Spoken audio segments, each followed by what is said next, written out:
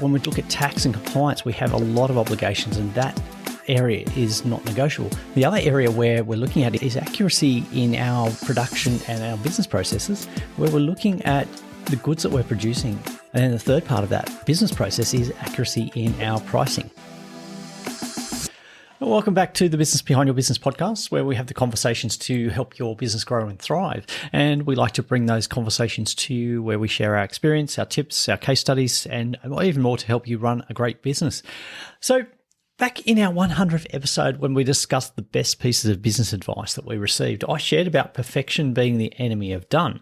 And I've since been asked, is that always the case? Surely there are times when you have to get the result perfect. And yes, I agree. There are plenty of times in your business when accuracy is not going to be negotiable. You will have to get things accurate.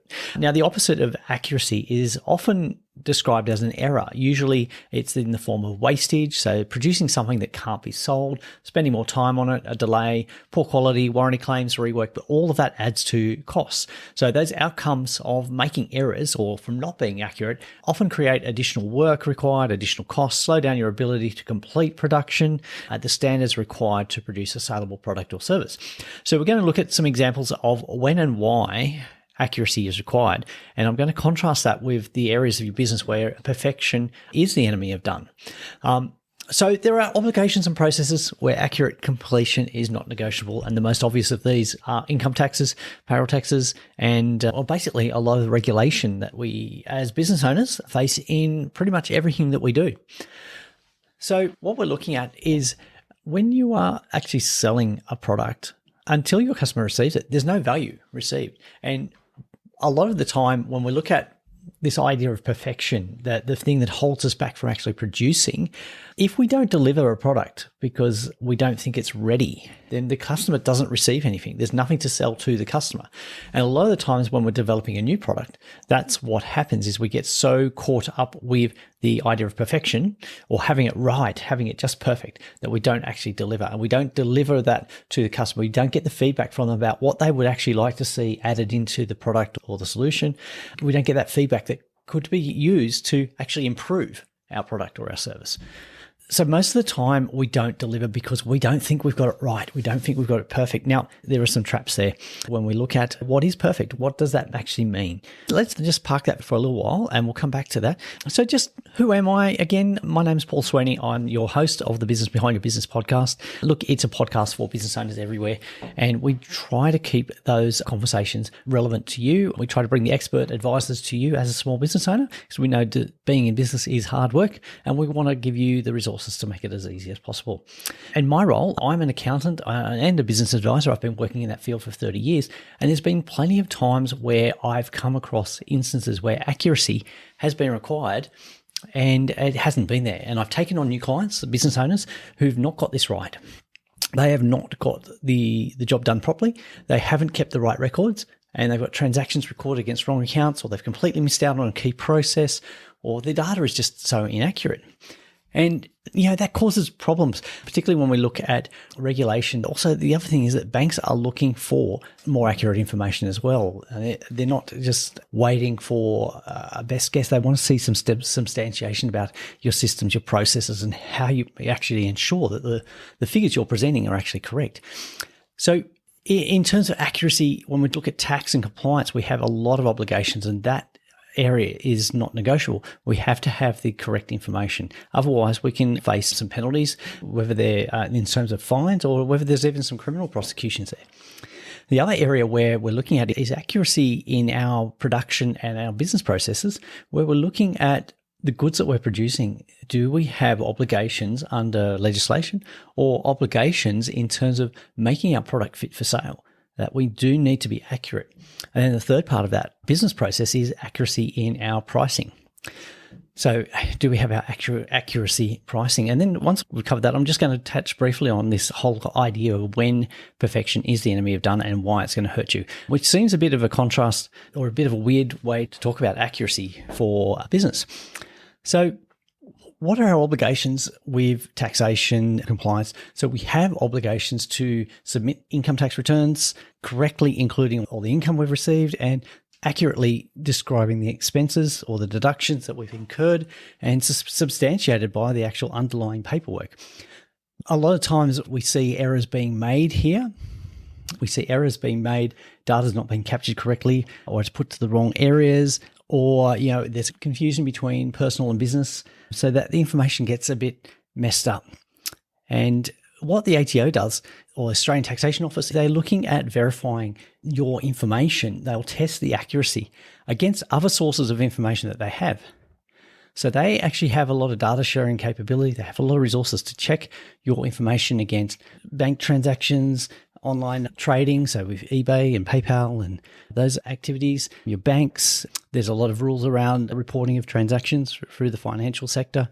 They'll look at those other points of information. And also when they're looking at an audit of a particular business, they might cross-reference that information against suppliers.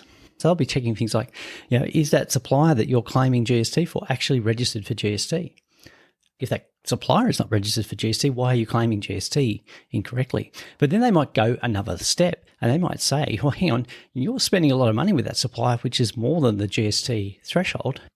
So that supplier should be registered for GST, but they're not. And I've seen this actually happen. I actually had a client come to me as a result of this. He wasn't originally audited, but his customer was.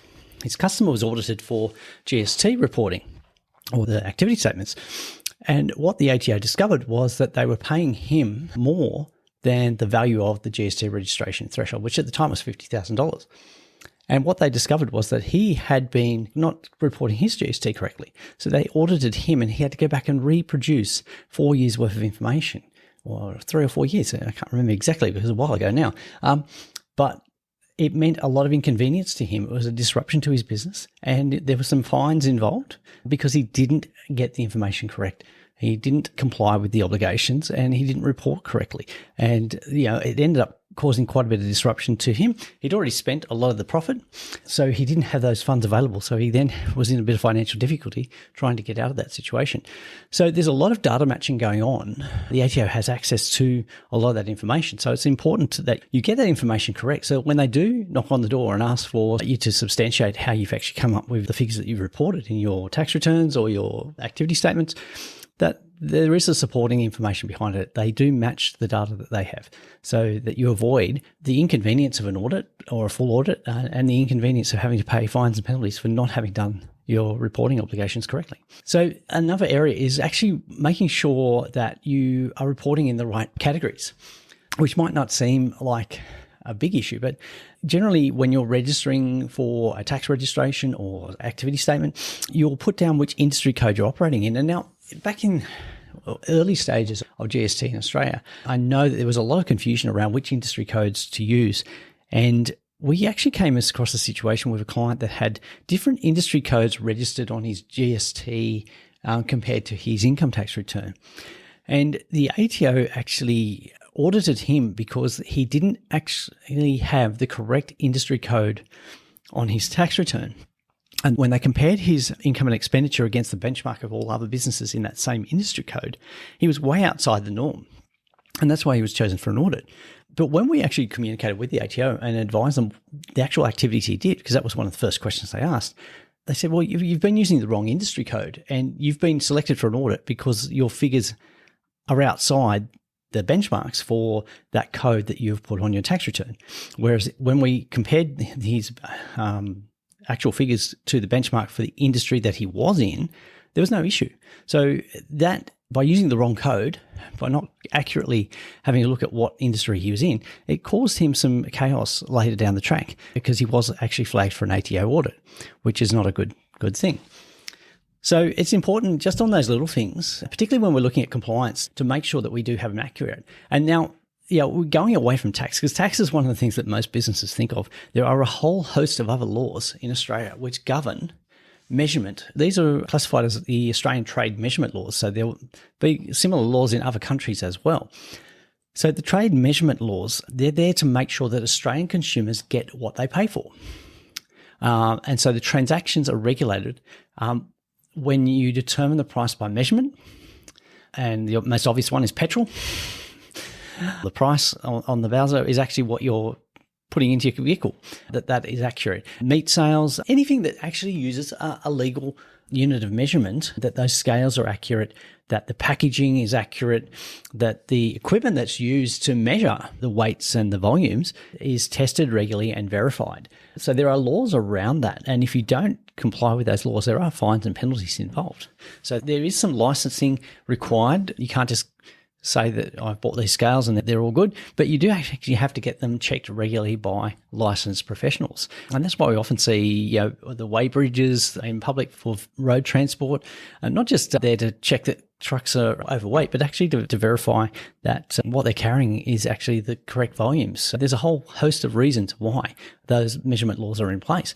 And so you have to comply with those laws if you are selling goods by measurement. So you need to make sure that you've got accuracy, that your scales are accurate, your volumes are accurate, that you're manufacturing and packing, importing those things, those prepackaged goods, that you actually use the correct volumes. Because if you are misleading your customers, then the ACCC and other government bodies will take an interest in that, and of course some big issues for your business.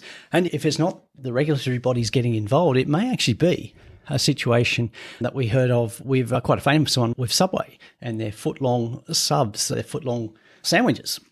And they got into a lot of trouble because somebody measured the length of those sandwiches and they were less than a foot long. They were only 11 inches. It was actually a lawsuit, and there was quite a substantial cost to Subway of getting that right. And they had to do a lot of work to repair the damage that was done by that accusation.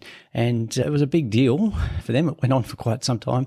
And it also raised a bit of skepticism about a lot of manufacturers and food suppliers. Were they actually supplying the right quantities? What they said was in the packaging was actually what was being delivered.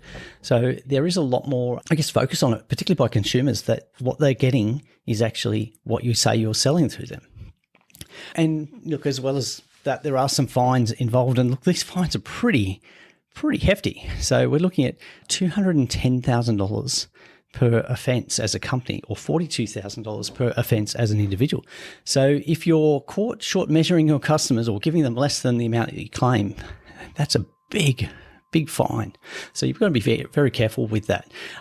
Accuracy is also very important. If we look at, there's some industries where even just the slightest millimeter can make a huge difference. And we're talking about sectors like aerospace, medical, automotive. In sectors like that, the difference between good performance and something going drastically wrong or potentially putting lives in danger can be just a millimeter. So if the components don't fit correctly, then there could be huge issues. So accuracy in production, particularly if you're manufacturing products or inputs into key areas like aerospace, medical, automation, automotive, you've got to get it right. There are some big implications of not getting it right. I heard this story when I was reading through, I can't remember the book, I think it might have been Scrum, but contrasting American car manufacturers to the Japanese, where often it was a case of the car manufacturers would have like a rubber mallet to sort of knock the doors into place and make sure that they fit. And they were surprised that the Japanese didn't have that process. And the Japanese says, no, we make sure that everything is made exactly as it needs to be so it fits perfectly every time, first time. So by getting the accuracy right, they're able to improve their processes. And the Japanese automotive industry, world leaders in efficiency of their processes and being able to get that quality there and reduce wastage. So important to get accuracy in your production. So science, engineering, medical fields, that accuracy is really, really important. So accuracy is important. Every business needs to be accurate, particularly when looking at compliance and manufacturing, but also accuracy in terms of pricing. So pricing your goods so that you make the profit that you need to make. And so there's two factors here. One is the cost of purchasing the item for sale and the cost of actually producing and delivering it, and then the price you sell it for. Now, the price you're selling for it is arbitrary as what you put on it, but the costs of purchasing or producing the items or the services, they're going to be what your business actually has. So, they're the inputs. And if you're not accurate or don't include all of those costs when you're calculating how much it costs to produce or purchase a product, and then you sell it, but you sell it at a price too low because you didn't factor in all the costs, then you're going to make a loss. And if you continue to do that on all your products, then you're going to end up with a big loss. And it doesn't matter how much more you sell, you're going to continue to make losses because you haven't priced them correctly. So there's a couple of things to do there is actually, one, identify what all the costs are and make sure that you've got them recorded correctly. And the second thing is look at how you can actually reduce things like wastage, rework, inefficiencies, improve your processes so that you can produce more in the same time, reduce wastage, reduce that rework, make sure that all of your product, the outcomes are fit for purpose, and then price appropriately and improve your profits. So get your pricing right, but make sure you're pricing your sales at an appropriate level to make sure you're making a profit. So coming back to my original statement where I was talking about that done is better than perfect, or perfect is the enemy of done, where is that the case? So we talked about examples where you have to have accuracy. Accuracy is absolutely required. So in terms of compliance, in manufacturing, quality assurance, in certain industries, manufacture, production has to be accurate. But the area where we're talking about perfect being the enemy of done is that delays in introducing a new process or a new product. A lot of the time we're waiting until we get it absolutely perfect before we release it. But the problem there is that what does perfect mean? What does that perfect actually mean? I don't think we can actually have that perfect process, but we delay it until we think it's perfect. There's a couple of downsides to that. The first one is you can't actually make money from products or services you don't sell or that you haven't launched. You can't make money if you haven't sold it. So you need to get a product out there that you can sell or a process out there. And the longer you wait, the more likely it is that someone else will launch a similar product ahead of you. So if somebody else gets in there first, then they're going to have that momentum. They're going to capture more of the market. They're also going to be getting more feedback on what's going on, what the users of the product actually want. What do they like? What are the problems they're having? What features do they really need so that they would actually buy more? So too often we spend time focusing on what the end product has to look like or what we think it has to look like, and not actually getting a product out there that people can use, refine, give feedback on, improve. But when we get the product out there, they can buy it. It's not about getting it perfect. It's about getting it out the door and then adjusting, refining from there. And we're not talking about the accuracy required in manufacturing processes, particularly for medical and automotive. There are definite needs that they have to be accurate. But if we're talking about launching a new piece of software, okay, what's the implication of that? If it's a design software, then how do we improve that? If it's a business process to improve efficiency of capturing data in an office, it's not a life and death situation. We can get a working model out there and get some feedback from real users about what works, what they'd like to see, what would help them, new features that they actually want to use and will pay for. So we need to actually get a product out there. So often waiting until we get it perfect or what we think looks like perfect is the thing that holds us back. We push back progress for the sake of waiting till we get perfection. That whole quote is about getting things done faster, but still being effective and responsible, still ensuring that the quality of your work is there because you've got efficient processes. So when you focus too much on the outcome, you fall into the trap of, idolizing the end result or putting that up, that being the goal.